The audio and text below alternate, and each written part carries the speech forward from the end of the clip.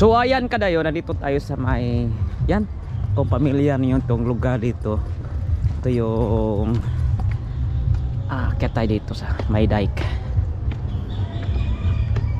Ito yung ginablogan natin dati. Maraming mga vlogger dito nga pumunta itong kasagsagan ng paggawa nitong tulay. So at ilang binalikan. So ito yung tulay na high-tech, kaunaw-naw high-tech na paggawa dito sa may Pilipinas o dito sa may Davao City. So dito tayo sa may Matina Aplaya. So tingnan nyo kada yan. So ito yung mga kapatid nating mga badyaw nandito sa may Matina Aplaya. Ito yung kanilang village. So alam mo yung mga kadayo na hindi ko nagkakabali, ito yung mga badyaw ay galing ng Tawi-Tawi, galing din Malaysia din, tumawid sa may Tawi-Tawi. So nag-origin sila sa Malaysia din, tumawid din sa may Tawi-Tawi. So ito yung tulay at ilang binalikan at pasyalan balik natin pasyalan dito sa may Matina Aplaya. So good morning sa ating channel at welcome sa ating channel. Wala pala kadayo, good morning naman noon. So nandito tayo nag-intro kasi ating pupuntahan yung isang building dito sa may Ikulan banda na atilang ikurik kasi dati na naka-vlog tayo dito sa may Ikulan banda na katabi ng isang malaking mall na dito sa may Ikulan na palabi na itong gina-vlog kung ano ba yun, extension ba yun o kon. So ating balikan, pakita ko sa inyo kung ano talaga yung building na ginawa doon sa may SM, gilid ng SM. So yun, before that ati lang pasasyalan uli ditong banda. Ito yung gusto ko lang balikan, itong kalawag nito yung vlog na isang malaking bridge, kanunang bridge na ginawa sa may coastal road na maganda. At ito yung mga bakawan sa yan, ito yung mga bakawan 20 banda. So ngayon high tide, so tingnan nyo may aso pa dito, Dugi yan. So yun, may mga gandang padyangkuan. So dito tayo, pasyal tayo dito sa side. So before tayo pupunta doon sa may ating pupuntahan na isang building na ginawa dito sa may Ikulan. So tingin mo tayo dito, pasyal muna tayo. Okay? So ito na yun, itong mga mangrove, itong mga bahay-bahay dyan banda. So yan, ayan.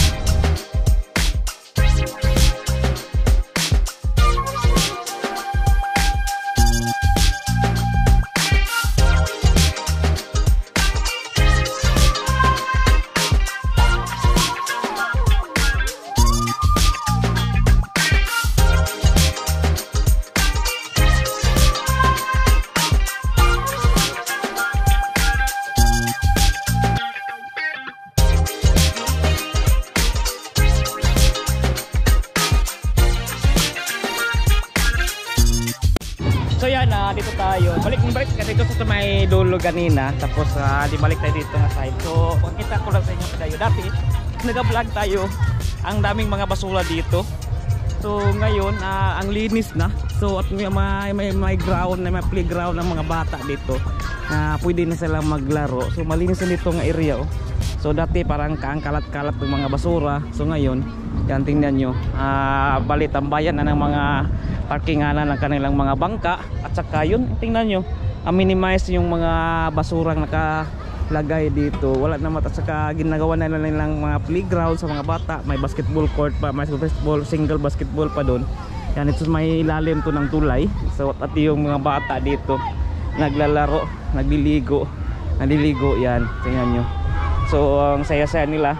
At saka may na pinuntahan tayo dyan mga isang tao na naga-maintain dyan mga bahin. So tingnan nyo, ang linis na yan. Tingnan nyo, ang linis. May basura pa rin pero hindi na tayo kaya nung karami yung mga basura. Yan, ito yung mga batang nagaligo dito sa may lalim ng tulay kasi high tide ngayon eh. At dati masangsang yung amoy dito. So ngayon, tingnan nyo, wala na, hindi na masangsang yung amoy nyo dito. Ay, amoy dito. At saka yun, minimize talaga yung mga basura kadayo. Wala nang mga kalat-kalat kahit hindi na masyadong makalat. So ayan, ito yung binalikan lang natin kasi kasagsagan ng paggawa nitong tulay. So dami talagang mga vlogger to pumupunta. Kaya every day nagapunta dito para tingnan nyo, update sa mga tulay. So ngayon aking pagsipan kanina, may pupunta doon sa may Ikulan. Atin lang ibalikan itong lugar na to para mapakita sa inyo ito sa may ilalim ko kasi laging nasasakyang mga lumadaan dyan. At ating kinumusta lang yung area. Yan, ang linis na. Hindi masyadong malinis pero may mga kalat ka rin kasi galing ng dagat, mga gapnod or mga yan, mga kuan. So ito yung ating pinuntahan dati na may isang taong nagamintin dito. Yung mga garden siya na yung mga ayatan nyo. May mga mga pwede tulugan. So tingnan natin kung nabas Sir June dito. Ito parang na-island na yan.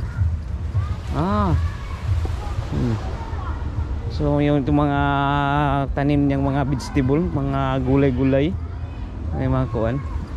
So yun, wala na yata yung mga gulay-gulay dito. Morning. Sir June? Sir June? Itong tigulang ko na nag-maintain dito, wala? Wala na. Ikaw na bantay dire? Bisaya ka o Badyaw?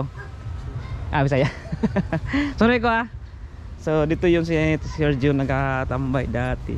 So wala na yung bata na yung nagkakuan dito. Yan, tingnan nyo padayo. Yan. Yan. Yun. Oy, doge. So ito tayo. Ito parang na island.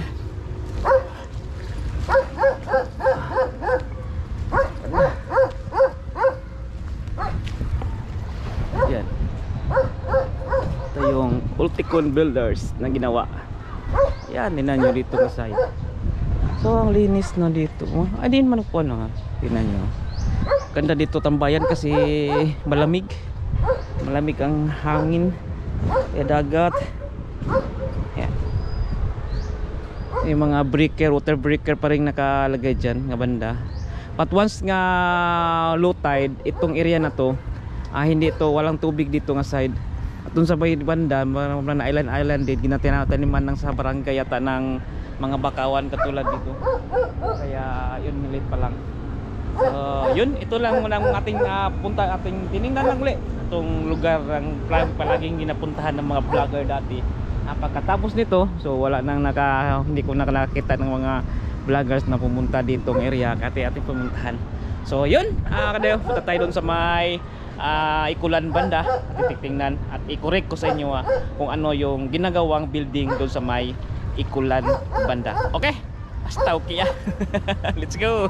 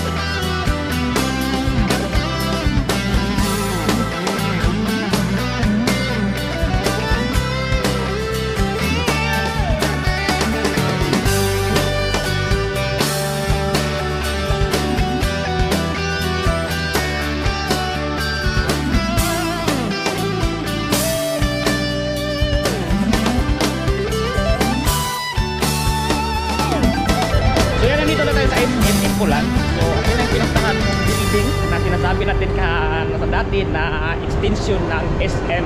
So katabi pa rin ng SM, extension pa rin ng SM, pero akala natin nga ito yung parang kuan din kanang store din, pero nakita ko kanina na nag-post na ito pala ay isang university dito sa kuan sa sa Davao mismo. Ito yung Inyo na sikat na university sa o eskwelahan sa Manila, na ito yung National University. So nandito na pala ito sa may Davao City. So yun, ito yung building na dito sa may south na bahin sa may SM Ikulan. Ito yung ginagawa, ito yung building na to. Yan.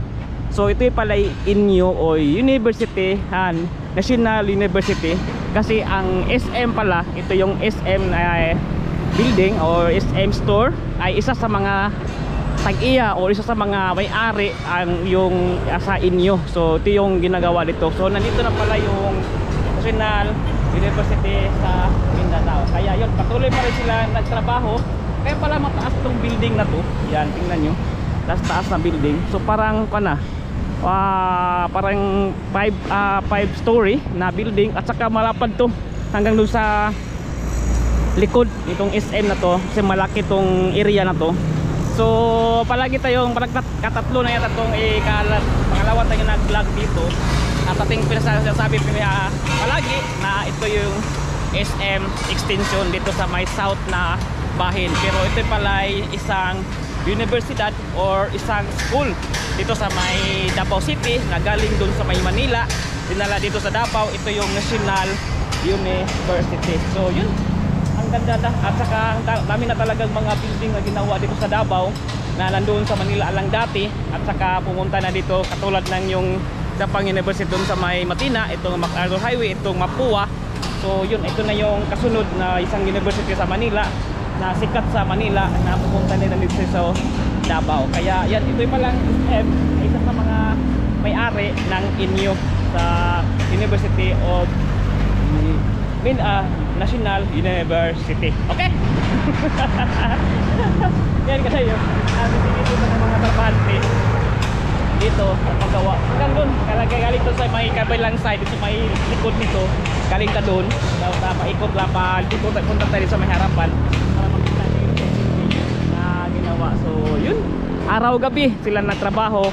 Kaya pala ito yung salamin nila, hindi ko lang SM is new is coming. So SM thing new is coming. So yun, ako lang yan, ilang opinion. Yan ka tayo ating vlog. So ito yung palay University o Inyo National University dito sa Davao. Ginawa dito at pumunta na dito sa taga Manila, pumunta na dito sa Davao. Okay, okay ha. Yan, salamat. Don't forget to like and subscribe our channel. Paki-follow sa tong Facebook page na Kuya Dayo. Follow po. Yan, peace.